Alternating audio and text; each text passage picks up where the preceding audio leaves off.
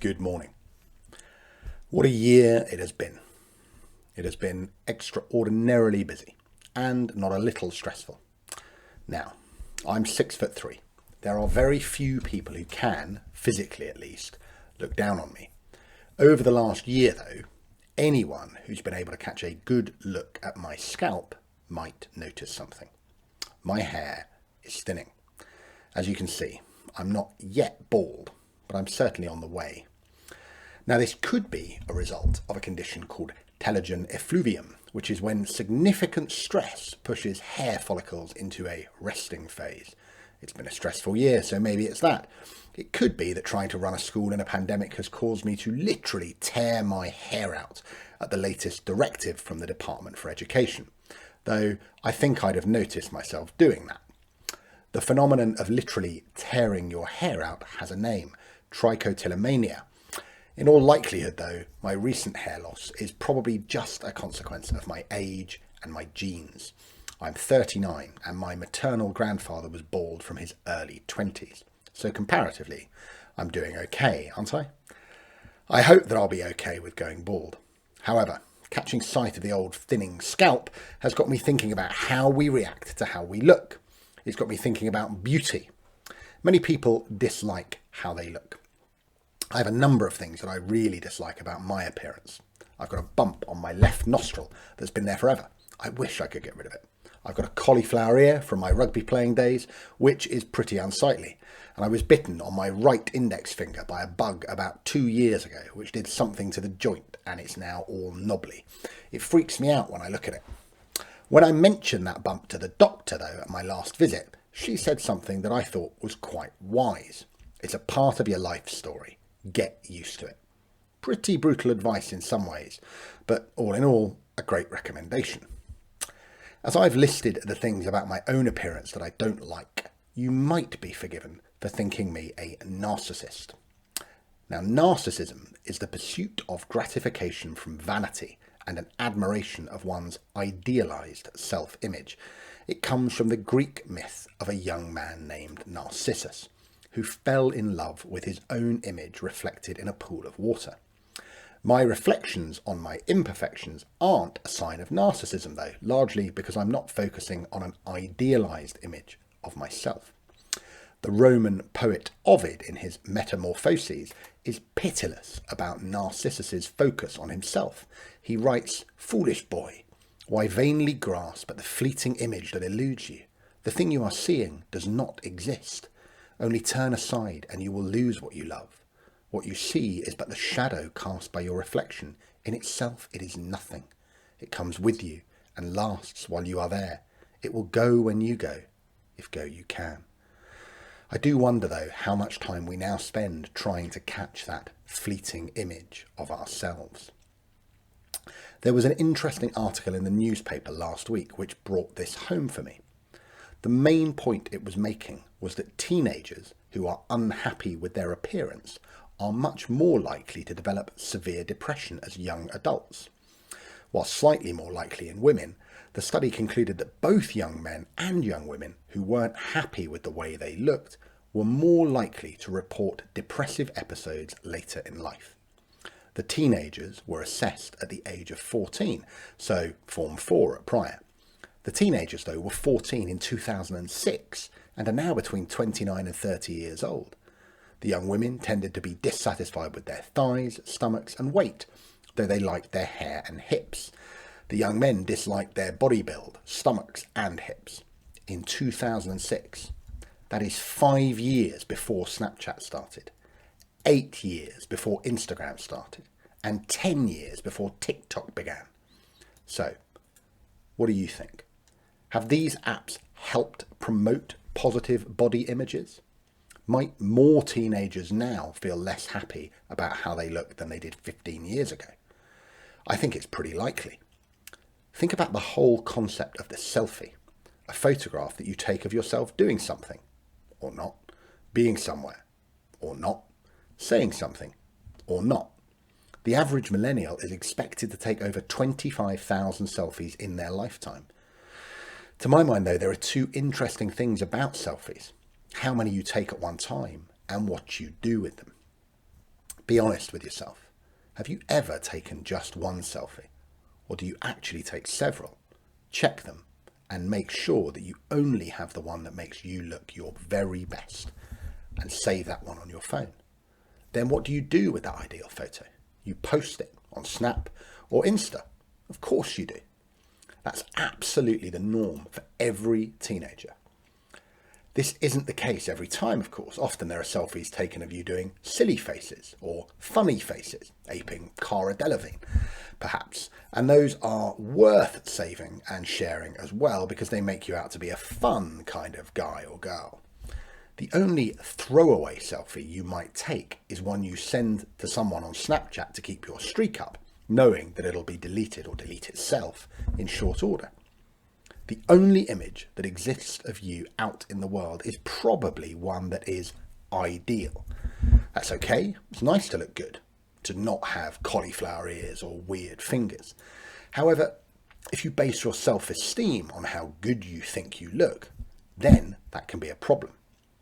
Psychologists have identified that people with appearance contingent self-worth will try hard to maintain what they consider an attractive look at all times. Psychologists also look at something called your appearance self-esteem. If you are high in appearance contingent self-worth, then your overall self-esteem will be heavily influenced by your appearance self-esteem. In other words, if you care too much about what you look like, then your whole self-esteem, self-confidence and happiness becomes wrapped up with the way that you look. How do you want to look? Well, you probably have a really good idea of how you want to look and who you want to look like. Social media is a pretty good barometer of this.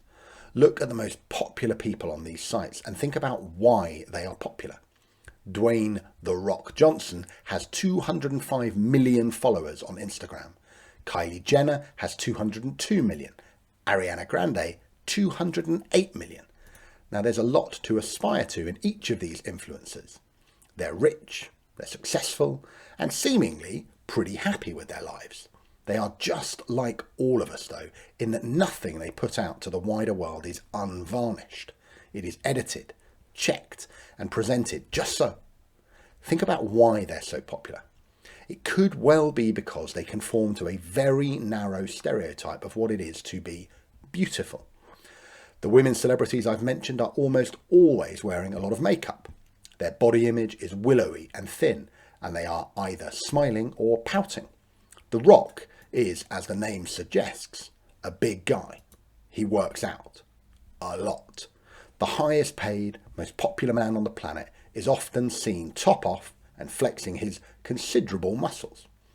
We are all bombarded with images of these people and people like them, perfect and ideal.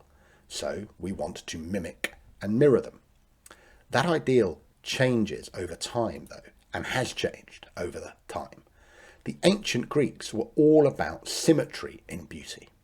Beauty, they thought, could be measured. The philosopher Aristotle said, the chief forms of beauty are order and symmetry and definiteness. As time progressed, beauty became viewed very differently. In the 17th century, the Flemish artist Peter Paul Rubens painted women who were very plump and rounded, and the term Rubenesque is used even today to describe women with a curvier shape. To achieve this curvy shape, corsets became essential. Only in the early 20th century, with Coco Chanel's move away from the corset to the little black dress, did the ideal woman become thinner and closer to Miss Grande and Miss Jenner. For men, big has always been good, right back to ancient Greece. Think of Superman. If anyone has seen the old Superman films from the 70s and 80s, the actor Christopher Reeve is tall, dark, and handsome. You never see him with his top off, but the suit doesn't make him look as if he's got bulging muscles. Henry Cavill, though, our modern Superman, is ripped and trains absurdly hard to achieve the ideal body we see on screen. Both young men and young women now have a standardised ideal to live up to, and it's pumped into their phones, laptops and TV screens every day. So what can we do to be happier with the way we look? Social media isn't going anywhere.